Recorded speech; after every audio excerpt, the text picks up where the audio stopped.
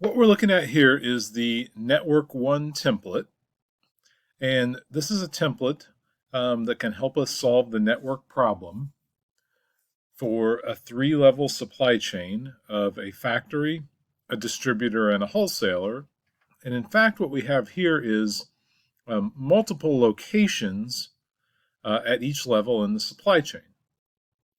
So in this case, this is for product L, which is the example that we worked in the supply chain coordination problem in class. And in the centralized mode, in that example, we had these values for the three parties. We had an order quantity from the wholesaler of 1289, a reorder point 1991, and then a distributor order multiple of 2 and a factory multiple of 1. The reorder point of 1991 entailed a safety stock of 246. These are approximate values. It's possible that when you solve this problem, you had a unit or two difference in some of those. But for now, you can go ahead and insert these values. All right, so in the network problem now, the challenge is to see how these get routed to all the different locations, because in reality, this 1289 was not an order quantity for one wholesaler. It was an order quantity for all of these wholesalers. And so what we need to do is figure out how we're going to route those to meet demand at the individual wholesaler level. All right, so if we look at this area of the model, we have in these two columns, A and B, a representation of all the allowable routes in the network. And so over here, we see that we've numbered the locations in the network from 1 to 16, and we've given a description of the different locations. And so if we look at columns A and B, then we see that these represent routes in the network. So for instance, a route with a source of 1 and a destination of 3 is a route from the factory in Los Angeles to the distributor in San Francisco. We can see all those routes. Not all combinations are listed here, only the routes that are available for shipping in this network.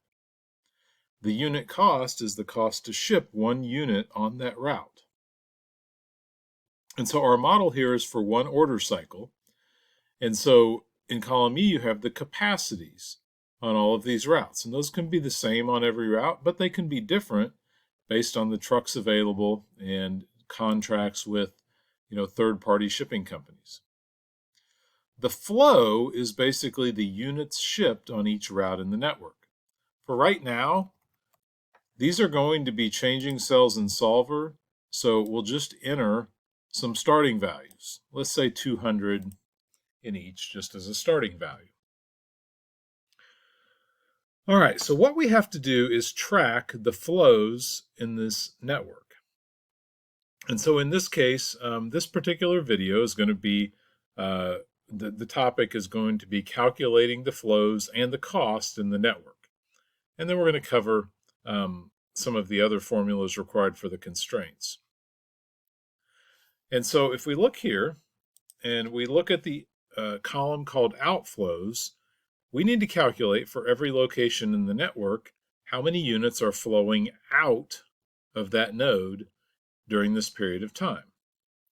So if we look at the factory in Los Angeles, the outflows would be any routes where 1 is the source. And so in reality, if we look at these routes, it's really just these two routes where 1 is the source. And so the outflow is going to be the sum of these two cells.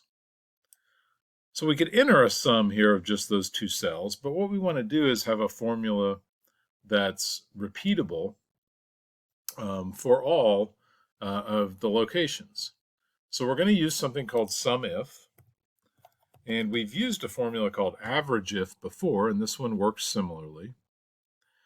So what we do is we want to sum all of the cells that have a source of 1. And actually, I guess there's three flows that have a source of 1. And so the range that contains the sources are all of these cells. And we'll put in that $signs on the row. And then the criteria is going to be on this particular row, the location of 1, which is the factory in Los Angeles. And then the sum range is the third thing that's required here, and that is going to be the flows. And because the flows are always on rows 2 to 41, we'll go ahead and put in $signs on rows 2 and 41.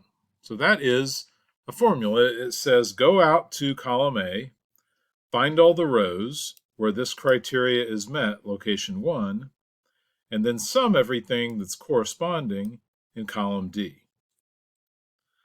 And we don't want to have an absolute reference on the criteria, because if we were to copy this formula down, we want that criteria to change. So in fact, we can copy this formula down, and we can copy this formula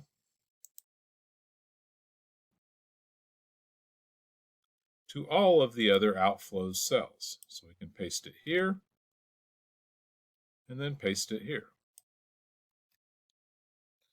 So there we've got the outflows. All right, inflows works very much the same way, except that is all of the cells that have a certain location as its destination. All right, so we'll look at an example in a minute, but let's enter the general formula, and then we'll look at this with just a specific example. So this works exactly the same way, except the range that we're going to evaluate are the destination cells. And we want a $sign absolute reference on the rows. And then the criteria is again the location. And then the flow is again the sum range.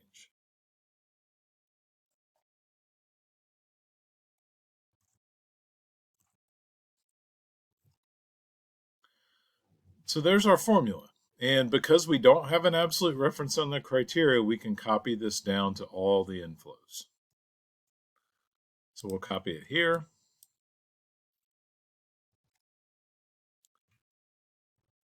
Copy it here. Copy it here.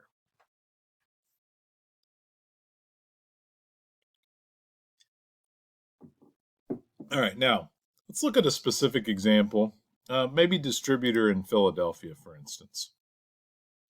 Well, this 400 should be the sum of all the rows where 6 is the destination. And if we look through here, where is 6 the destination? Well, it's the destination here. And it's the destination down here. And there's only 2 routes where 6 is the destination. And so, of course, what it's done here is sum up the flow on those 2 routes. And so we didn't have to create some sort of formula for the distributor in Philadelphia where we went and picked out these flows and added them together. Excel's doing that for us. All right, so that's the outflows and inflows. Now we need to talk about the net flows. Well, at the factory, generally things move out of the factory. And so the total net flows at the factory would simply be the outflows minus the inflows. Things are generally made at the factory. So we're going to create a formula that is outflows minus inflows for our net flows at the factory.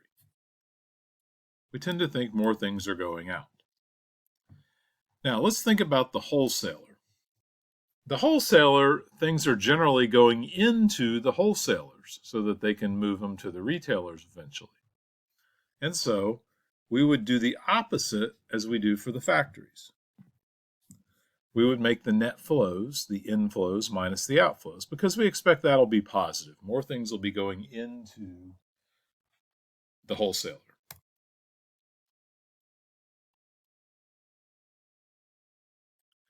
Now, we have a choice with the distributor. We could treat the distributor either way. But in this case, because sometimes the distributor, especially in this problem, uses a multiple that is more than one, we're going to probably have more things going into the distributor on a particular order cycle than going out. And so what we'll do is go ahead and just treat this the same way as the wholesaler.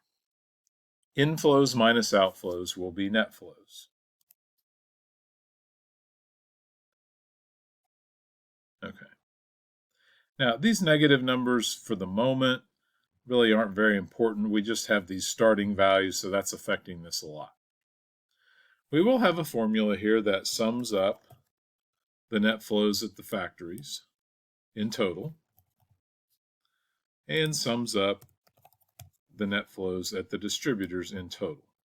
Not worrying so much right now that these are negative, because that'll be handled through our constraints eventually.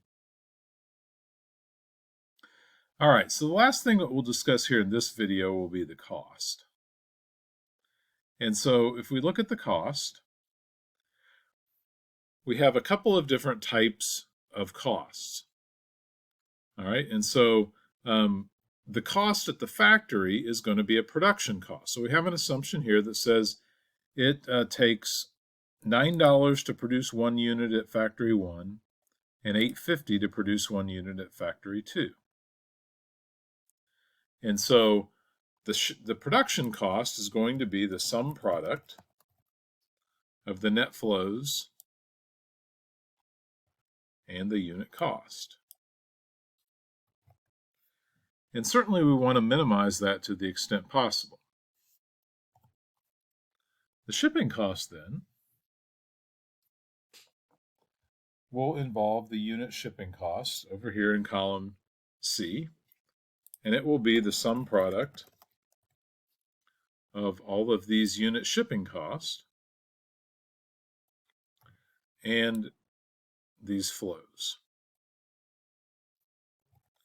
So we multiply every quantity of units shipped on a route times the cost of shipping it on that route. And then the total cost will be those two things added together. So that'll conclude the setup of the flows in the network and the cost. Now, we'll further discuss the rest of these cells, which will affect the constraints in a future video.